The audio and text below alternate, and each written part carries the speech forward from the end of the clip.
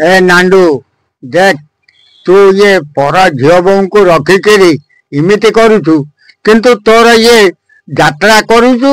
ना ये भाड़ुआगिरी करचु ना छतरागिरी करचु एगुड़ा इमिति करुचु जे तू कोठी माड खाइबू इमिति माड खाइबू जा द्वारा कि संभव हो पारिबो नहीं। तू एक कार्यकारी काई करचु यात्रा पार्टी नष्ट काई करचु हाँ अरे नांडू तू बुझी पारचु तो ए कथा मु कौन कहूची तू हाबुड़े पड़े माड खाइबू आउ कौन तते कहबी ये यात्रा पार्टी नष्ट कलु तू आउ अन्य कहीं नुहे ये जो झील बो को रखीचु ये झील बो रखीचु ना ताकू ये करौचु अच्छा ये रहिबे ना तो पाखे तू निश्चय चिंता करुचु तो हाँ ये दुनिया को खाइलु अरे कहीं एमती करुचु तू हाँ ये झील बो आउ कई रहिबे ना यात्रा पार्टी तो रहिबो नष्ट नष्ट हरिपंडा बामुण छुआटा ताकू माइलु ताकू ये कलु तो तू भस्म हो अभिशाप भस्म हो तू मन रख एक कथा ब्रह्म तो राजस देवस कई खाई हजम करना तू ब्राह्मण को मारिचु ये अभिशाप पड़ो तो कि निश्चिंत पड़ो। नांदू बाबू तुम जो यात्रा पार्टी कर यात्रा पार्टी जो झील पुओ मैंने जो कलाकार आसुच्च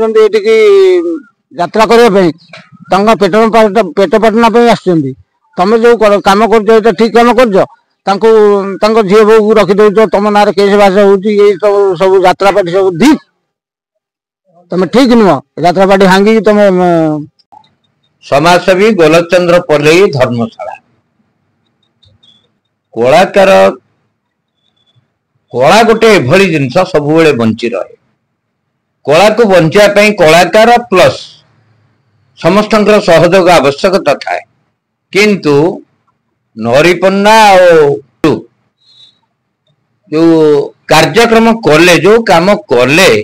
नरीपंडा गोटे ब्राह्मण लोक ताकू भयभीत करवा मारिबा ये सब ठीक है नहीं कला बंची रही तो ना कलाकार बंचे कला बंची रही समस्त जो चेष्टा करुँच यात्रा पार्टी मालिक माने यात्रा जगत दुनिया भितर मालिक माने जो अहं भाव छाड़ा निहाती आवश्यक ताहले कला बंची रहिबो। यात्रा जगत रे काम करिया पाई गाँ गहली टिके कला क्षेत्र जो माने काम कर आगे आसिला बेले यात्रा पार्टी मालिक माने सेमान को धर्षण करिवा निजर पॉकेट रखी काम करिवा सेमान को एभली काम भी द्वारा कि सेमाने ए यात्रा पाद थापिया भय करती। आम अंचल गोटे यात्रा पार्टी थिला जो यात्रा पार्टी आज ध्वंस विध्वस्त यही कार्यक्रम पाई तार सबू संपूर्ण भाव नष्ट हो जाइए आउ सेठू जदि यात्रा पार्टी मालिक माने शिखी न पारिले तेबे सेमानंकर पतन निश्चित भाव हब ही हब।